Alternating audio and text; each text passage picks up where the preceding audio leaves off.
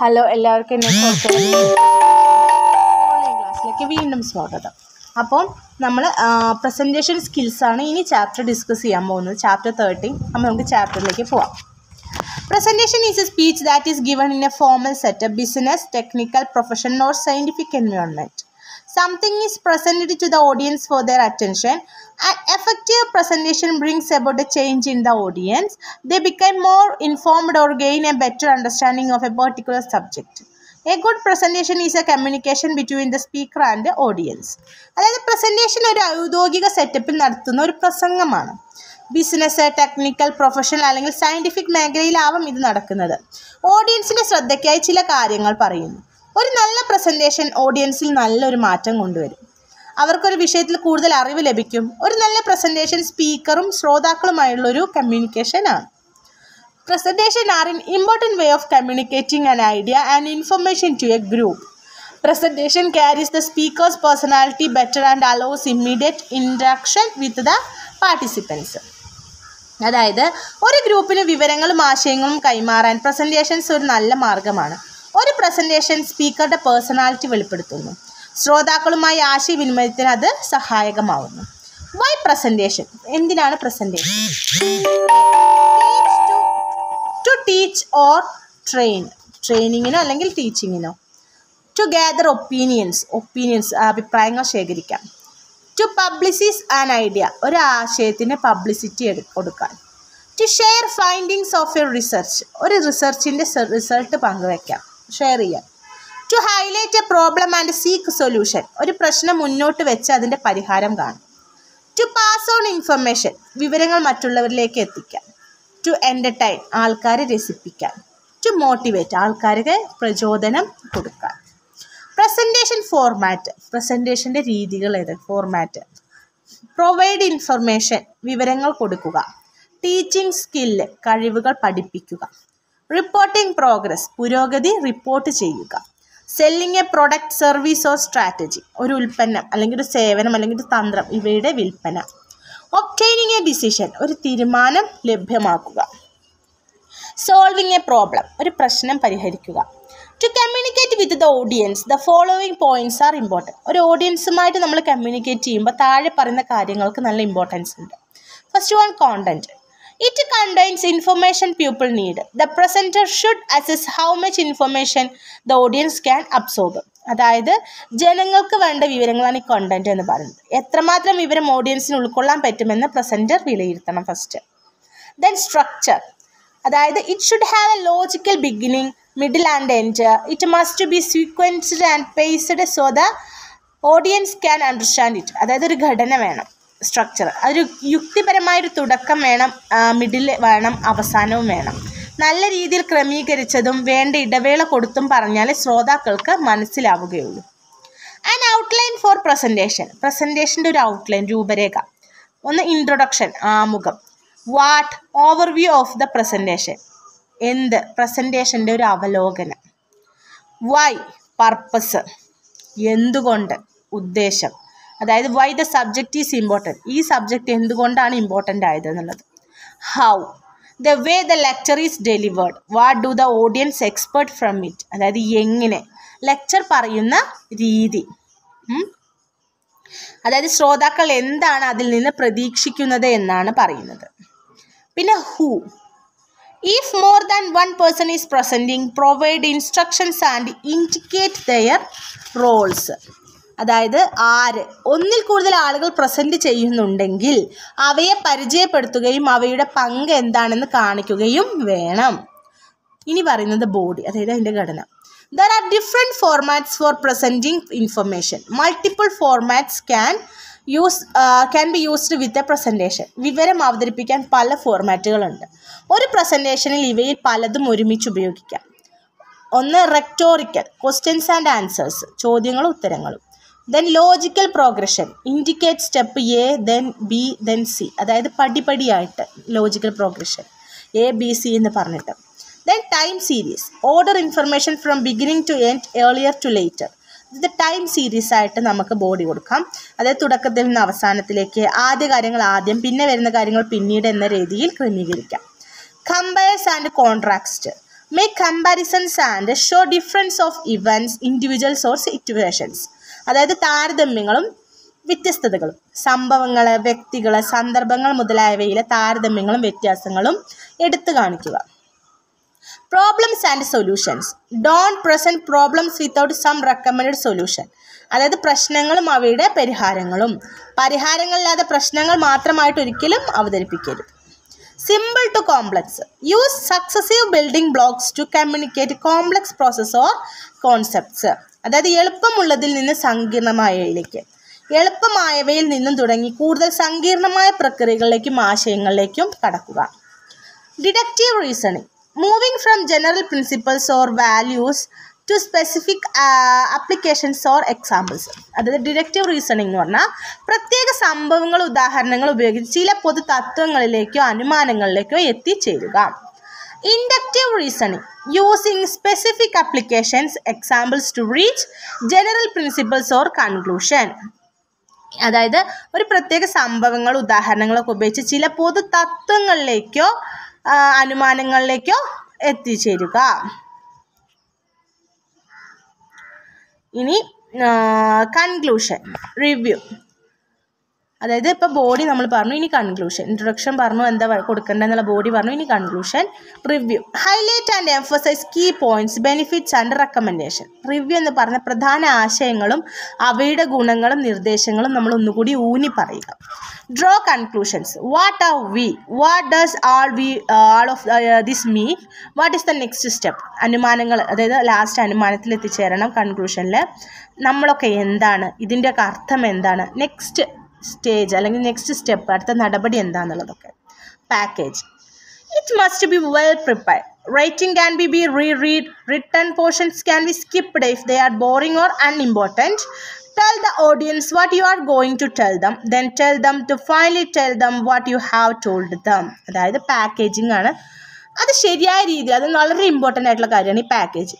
അതായത് എഴുതിയ കാര്യം പ്രധാനപ്പെട്ടവ വീണ്ടും വായിക്കുക. ആൾക്കാർക്ക് ബോറടിക്കുമെന്ന് തോന്നുന്ന ഭാഗങ്ങൾ വിട്ട് കളയുക. ഇമ്പോർട്ടൻ്റ് ആയത് നോക്കി വായിക്കുക.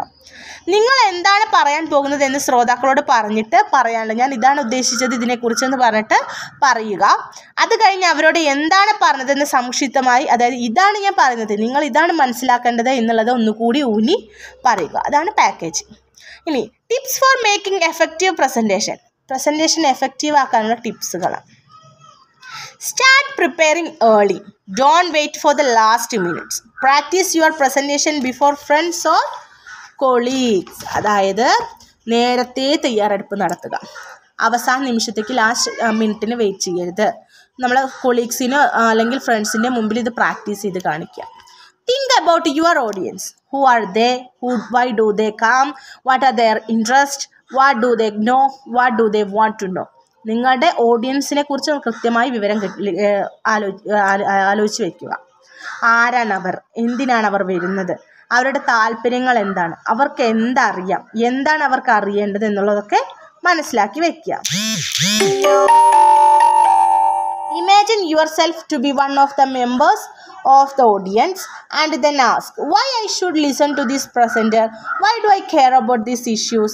The topic is important, but how does the presenter justify his ideas?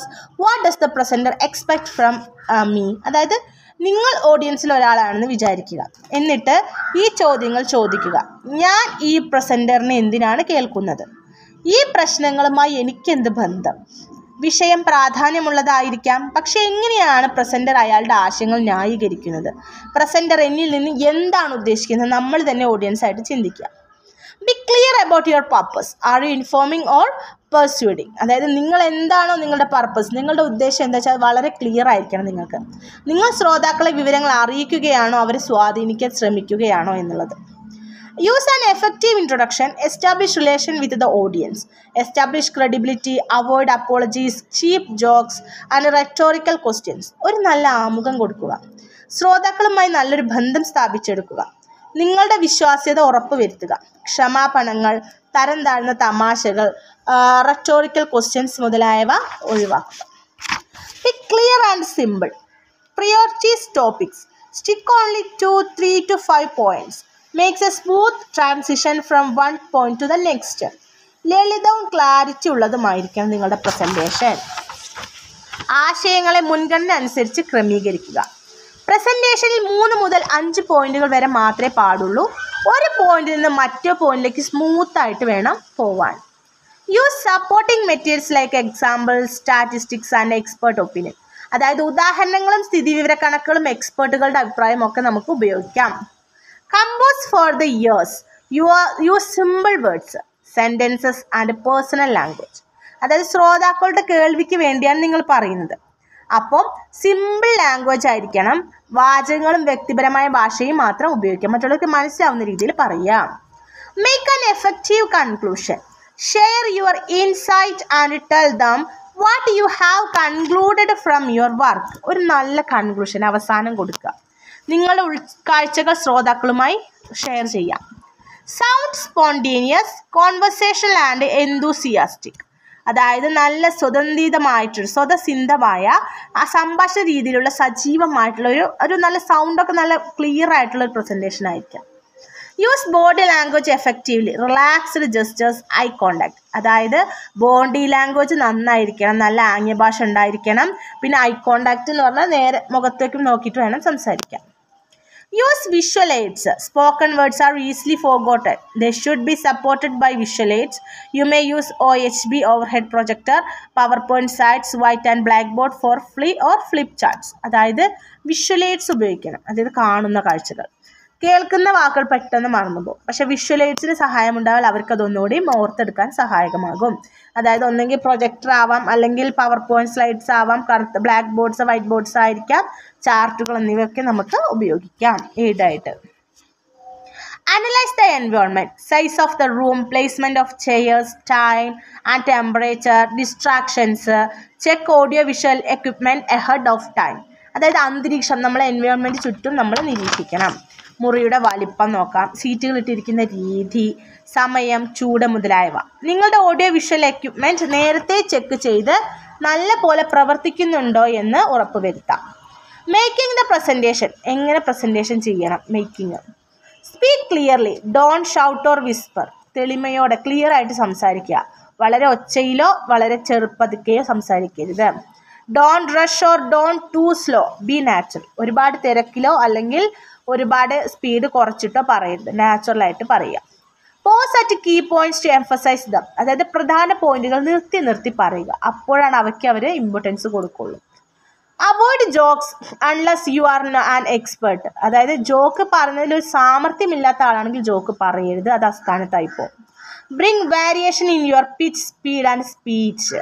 അതായത് നിങ്ങളുടെ സംസാരത്തിലും പിച്ചിലും ടോണിലും ഒക്കെ ആവശ്യാനുസരണം വ്യതിയാനങ്ങൾ വരുത്തിയിട്ട് വേണം പറയാൻ.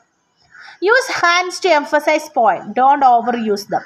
അതായത് ചില കാര്യങ്ങൾ ഊന്നി പറയാൻ കൈകൾ കൊണ്ട് ആംഗ്യം കാണിക്കണം. Make sure you don't have any irritating habits.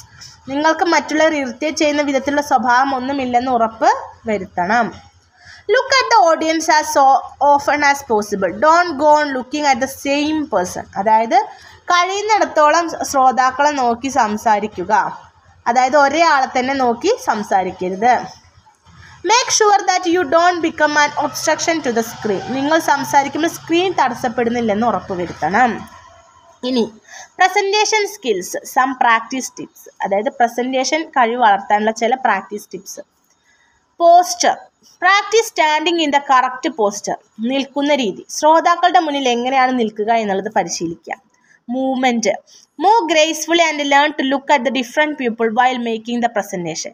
ഭംഗിയായിട്ട് നടക്കുക. മൂവ്മെൻറ്റ്. ഒരു സ്ഥലത്ത് നിന്ന് ഒരു സ്ഥലത്തേക്ക് നീങ്ങുക. ശ്രോതാക്കൾ പലരെയും മാറി മാറി നോക്കാൻ പരിശീലിക്കുക. Gestures. Gestures help in making the ideas clearer. Too many gestures are not good. ആംഗ്യഭാഷ. ആംഗ്യങ്ങൾ ഉപയോഗിക്കുമ്പോൾ നമ്മൾ പറയുന്ന കാര്യം മറ്റുള്ളവർക്ക് എളുപ്പത്തിൽ മനസ്സിലാവും. പക്ഷെ ആംഗ്യഭാഷ അധികമായിട്ട് ഉപയോഗിക്കരുത്. Facial animation. Appropriate facial expressions coincide with gestures. Don't be too serious. മുഖത്തുള്ള ഭാവങ്ങൾ. മുഖം മനസ്സിൻ്റെ കണ്ണാടിയാണെന്നാണ് പറയുന്നത്. നിങ്ങളുടെ ആംഗ്യങ്ങളും മുഖഭാവങ്ങളും ഒത്തുചേർന്നിട്ട് വേണം പറയാൻ. അതിപ്പോൾ സന്തോഷമുള്ളൊരു കാര്യം പറയുമ്പോൾ നമ്മൾ നല്ല ദേഷ്യത്തിൽ നിന്ന് പറയുന്നത് പോലെ നമ്മൾ ആ മുഖത്ത് നമ്മൾ ആ പറയുന്ന വാക്കിനോട് നമുക്കൊരു കടമ ഉണ്ടായിരിക്കണം. അപ്പം മുഖത്ത് അതിൻ്റേതായിട്ടുള്ളൊരു എക്സ്പ്രഷൻസാണ് വേണ്ടത്. Voice. Learn to adjust your volume and bring variety to your voice to make better impression on the listeners. ശബ്ദം ക്രമീകരിക്കാൻ പരിശീലിക്കുക. ശബ്ദ വ്യത്യാസങ്ങൾ ശ്രോതാക്കളെ കാര്യങ്ങൾ എളുപ്പത്തിൽ ഗ്രഹിക്കാൻ സഹായിക്കും. കുറച്ചൊക്കെ ശബ്ദം ഉയർത്തേണ്ടടുത്ത് ശബ്ദം ഉയർത്തി തന്നെ പറയുക.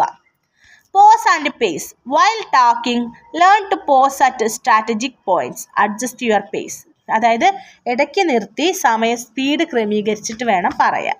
സംസാരിക്കുമ്പോൾ വേണ്ട സമയങ്ങൾ നിർത്താനും ശബ്ദം ക്രമീകരിക്കാനും പരിശീലിക്കുക. സുപ്രധാന പോയിന്റുകൾ പറഞ്ഞു കഴിയുമ്പോൾ അല്പം നിർത്തുന്നത് സഹായകരമാണ്.